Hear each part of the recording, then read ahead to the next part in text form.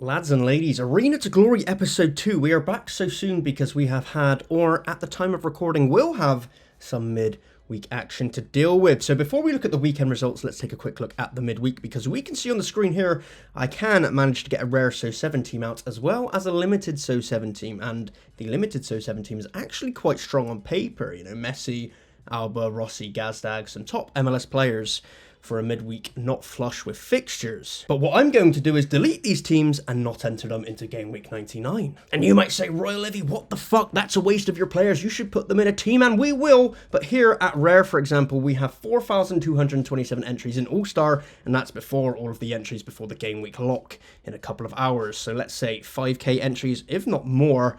And that means already to win a card, and just a tier 2 at that, you have to be inside the top 1% of entries, the top 40 placements, which is super difficult, by the way, for the uninitiated. You need a big sun run, and that's before you consider what you need to do to win a tier 1 or a star card, going even further. And I just look at this rare team, and I don't think it's going to be competitive enough to even get close to that to make it worth my while. I mean, someone has to win All-Star at the end of the day, but it's probably not going to be me. Similar story at limited level. Despite a stronger team here, we're looking at 20,000 plus entries, meaning the top 2% win a card. And it's not so much that I don't think a team with these players isn't capable or couldn't possibly do that. It's more so that I don't trust all of them to start, despite the higher prediction percentages. This is the League's Cup coming into play this midweek, so it could be rotation nation for a lot of these clubs. I don't really trust these starting predictions at all. But that's where Arena to Glory comes in, because we've got a new tactic today. We can see it on the Arena Uncapped page. We have anytime entry available,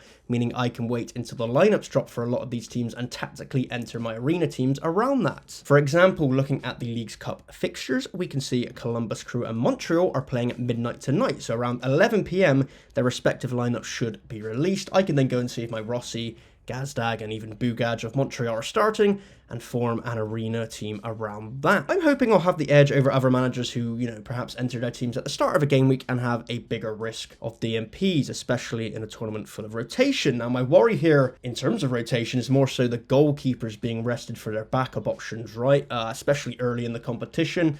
I specifically remember that happening with Matt Freese, who I have in goal last season, which could be an issue this year. Once again, now he is in and around the US national team. He's got a much more busy schedule. He might be getting benched or rested for this competition. We're not too sure yet. So the first Arena teams I enter will be based around the Columbus and Montreal lineups for outfielders. And I'm just going to have to risk a goalkeeper pick here. But after that, I will specifically be waiting on lineups to see who is starting in net and forging my teams around that. But we are early into the Arena to Glory series. We're sort of testing things out for the European season in a few weeks. But as of right now, let's check out how my first dive into the Arena went over the weekend. I did hit the second MLS limited streak with 411 points there on the right. That's nice.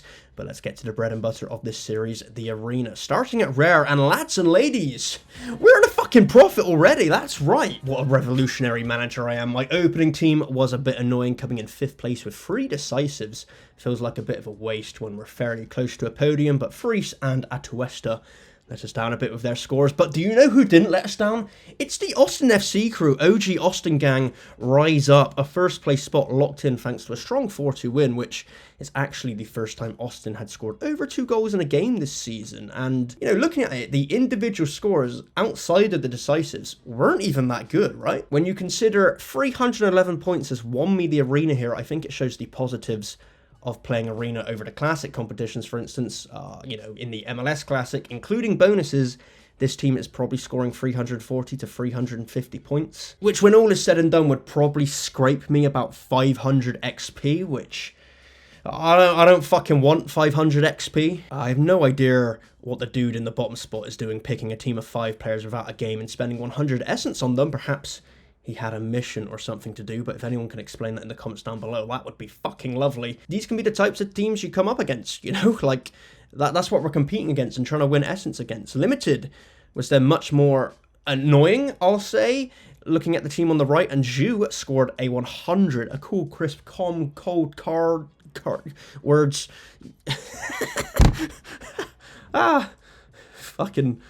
Fuck it, I might keep that in. He got 100, okay? That's a good score. Yet we could only come 4th due to every other player in that lineup scoring poorly. So it becomes one of those lineups that you almost see as a missed opportunity with those wasted scores. But even more of a wasted opportunity is this team in the middle, where we were 13 points away from a podium, and we have a horrible no-game player in there, which you might be thinking, Royalivi, you fucking idiot, why did you pick a player without a game? But I didn't, okay? Fagundes and LA Galaxy were playing Houston before incremental weather got the game abandoned, whatever the fuck that is, and you can't really anticipate or prepare ahead for that. We can try and play the game around potential starting lineups and who's going to play and who's not. And, you know, sometimes you're going to make a wrong decision. But if I have to start researching the weather before every game, well, that's just too much, really. And the game can be a cruel beast at times, because this also happened in my other lineup, where despite coming second place for 250 essence, which is still very good, we again had Fagundes slotted in there with a DMP, 16 points off of top spot. So, you know, we would have fucking won. Fagundes clearly is the villain of this video, so unexpected DMPs are something we're going to have to contend with here, which is why we are trying the previously mentioned lineup tactic this game week. Where, look at that, wow, I've done a time jump, that's some incredible YouTubing, where the results for the Arena midweek are now in, and I can tell you the tactic went poorly. If we look at the main uncapped team here, we came 7th, and that's not good enough, and you might be thinking, fucking hell, you had a 100 from your captain. You know, Patrick Pence got a clean sheet, obviously massive DMP. But, you know, even ignoring the DNP, we're still 60 points away from getting a podium, which, you know, may have been possible if Valis had played. But we're still quite far off. And I realised the problem is, well, one, the problem is that Luis Suarez is fucking shit, right? And missed 2 big chances. And I'm the only one in the whole league who had Luis Suarez. But the main problem with doing this late lineup tactic is that everyone you get lumped in a league with is also doing the same thing. So, you know, ignoring the strong performances here from Seattle Sounders and LA Galaxy from the winner, let's check out who captained Messi in this league. We've got one Messi captain, another Messi captain, a third Messi captain, a fourth Messi captain, a fifth Messi captain. This fucking idiot in 7th place is then a 6th Messi captain. That's me. And we've then got a 7th Messi captain in 9th. So out of 10 managers, 7 of us have captained Messi. So it almost negates the 100 points he scored as my captain, because everyone else has got the same captain getting the same points. So it then becomes worthless doing this tactic. I'd rather have Messi just entered before the Arena game week starts in a league with a bunch of random plebs, where his 100 now actually feels like a 100, if you see what I'm saying, whereas now it's just negated by everyone else having very similar teams. It almost just becomes the slight edge of the other outfielders, where, as I say, Suarez is fucking dog shit and Valis didn't play. Again, my fault, got Valis wrong, but I think you get the point with Messi, so I'm not too keen on doing that again. We gave it the good old college try and it didn't come off. Did anything else come off? Yes, it did. That's right, back-to-back rare Arena wins. I'm kind of fucking sick. We came ahead by 25 points. This was fucking easy. Fagundes, the last player to play, he got a lovely assist to push me over the line last night as of recording.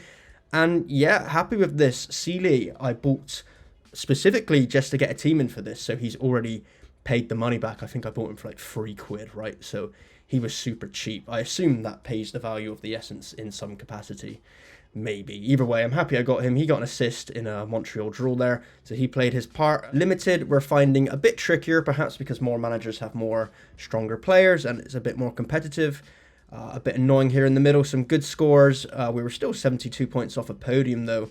Obviously, Fries and Bugaj didn't quite do enough, and these low-scoring decisives obviously couldn't carry us over the line, so it shows that it can be quite competitive. We did get a second here on the right, which is quite a good score. Moranchuk as my captain, very nice with a 90. Roldan got 2 assists last night. That was fantastic. Again, Fries a bit disappointing. Really, the main one being 10 points away from top spot is that Francolino Jew had a goal disallowed, which, you know, I haven't seen it. I'm sure it was rightfully disallowed. But if that had not been rightfully disallowed, we'd be celebrating another dub. So clearly, we're doing all right.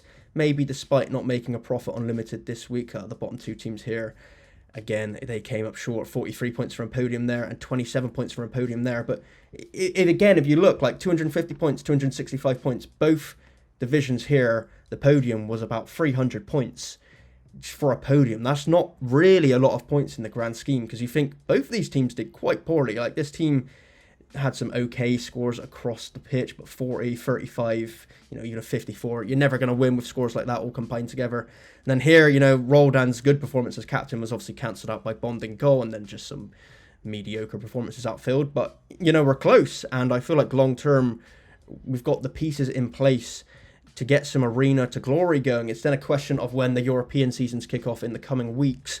You know, I've got a lot of good players there. Will I be able to fit them in the cap? I might have to go to Arena Uncapped, which instead of 100 Essence entry is 250. So maybe it starts getting more expensive and more competitive. That's something we'll have to factor in.